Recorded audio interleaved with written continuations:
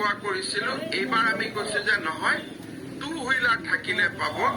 4 wheeler থাকিলে নাপাব আগতে আমি কৈছিলো যে ৰেফ্ৰিজাৰেটৰ এয়াৰ কণ্ডিচনাৰ দুইটা থাকিলে নাপাব এইবাৰ আমি কৈছো অকল এয়াৰ কণ্ডিচন থাকিলে নাপাব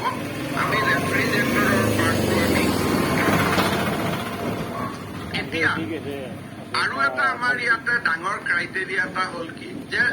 tractor is also A vehicle কিন্তু ট্ৰেক্টৰৰ তেওঁ মালিক হলে নাপাব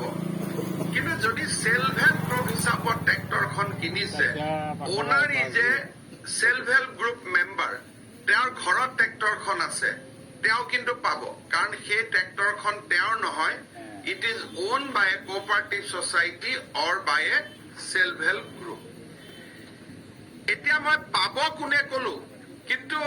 আপোনালোকে যদি এনেকুৱা কৰে যে 3 বিঘা মাটি পোৱা মানুহ এজনে পোৱা নাই 15 বিঘা জনক দিছে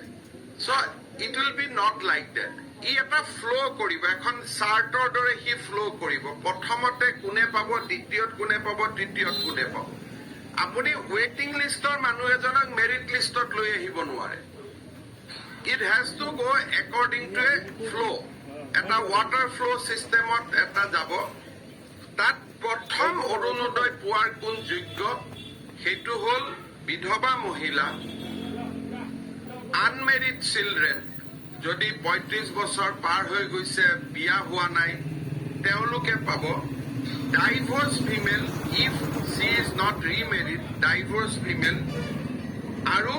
সেপাৰেটেড ফিমেলছ গিৰিয়েকে এবাণ্ডন কৰিছে সো তেনেকুৱা মহিলাক প্ৰত্যেক গৰাকীকে প্ৰথমতে অৰুণোদয় দিয়াটো আমাৰ দায়িত্ব দ্বিতীয়তে মই আগতে কৈছো যে কাৰোবাৰ ঘৰত যদি দিব্যাংগজন আছে cerebral palsy আছে thalassemia আছে they will get on a second priority it is a women centric scheme গতিকে মহিলা বিধৱা মহিলা abandon husband abandon কৰা unmarried 45 years লৈকে তেওঁলোক প্ৰথম দ্বিতীয় আহি গ'ল দিব্যাংগজন and medically in a bad condition like cerebral palsy তেওঁলোকে দ্বিতীয় পদক্ষেপ পাব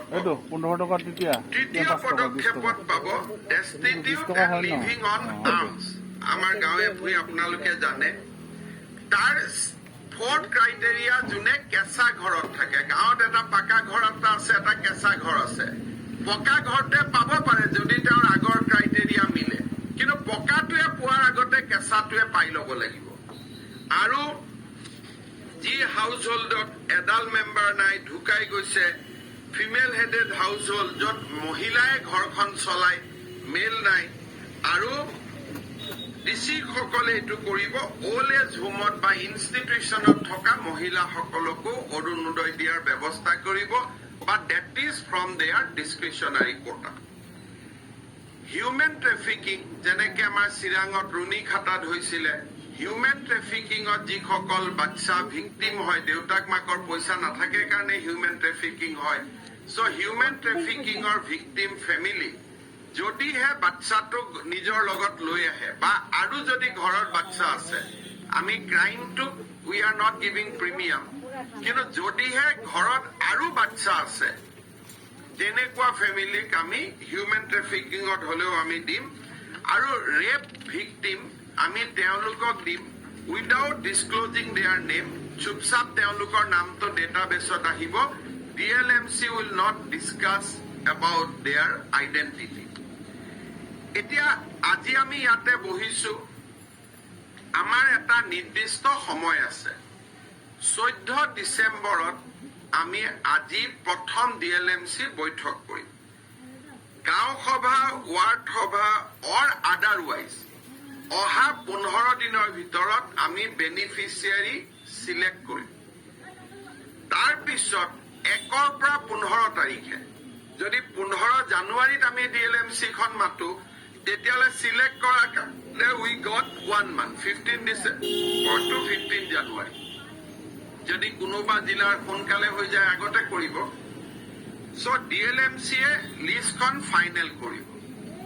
যদি গাঁও সভাটো কাৰো নাম নাহে কিবা নাহে DLMC member can include names in the from their end also, provided they fulfill all criteria. Region has to be recorded. অকল ইলিজিবল বেনিফিচিয়াৰী বিলাকক আমি যাকে তাকে ফৰ্ম নিদিওঁ আগৰ কামখিনি will do through a check list আগত আমাৰ চেক লিষ্ট আছে finance will ensure that by tomorrow check list is available with DC can print a check list আৰু চেক লিষ্টখনৰ ওপৰত গাঁও সভাৰ পৰা ডেটা আহিব so' that DLMC can examine the check list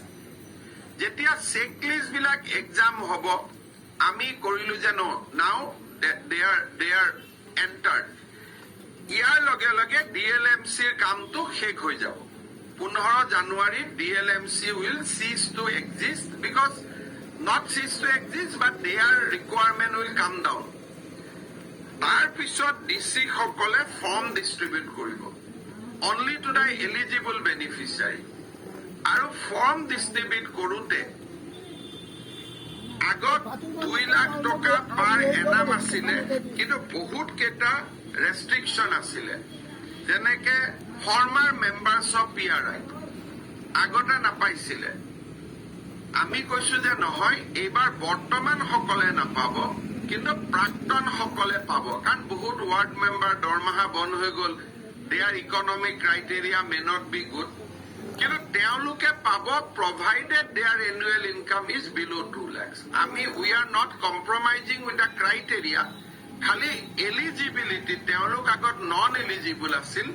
We have made them now eligible. কোনো কাৰণতে government employee, government pensioner, PSUৰ employee, PSUৰ pensioner, but কোঅপাৰেটিভত যিবিলাক গভৰ্ণমেণ্টৰ দৰমহা খোৱা মানুহ আছে যেনেকে like secretary of many GPSS আৰু permanent employee of government they will not get it এইবাৰ আমাৰ ইলিজিবিলিটিত আমি কেইটামান আৰু এক্সপাণ্ড কৰিছো আগতে আছিল গাঁৱত 7 বিঘা মাটি এইবাৰ আমি গাঁৱত 15 বিঘা মাটিলৈকে আমি আগুৱাই দিছো সৰু সৰু টাউন বিলাকত আগতে আছিলে একঠা মাটি এইবাৰ আমি 3 কঠালৈকে লৈ গৈছো আৰু কামৰূপ মেট্ৰত 1.5 কঠা মাটি থাকিলেও অৰুণোদয় পাব পাৰে আমি অৰুণোদয় পামছো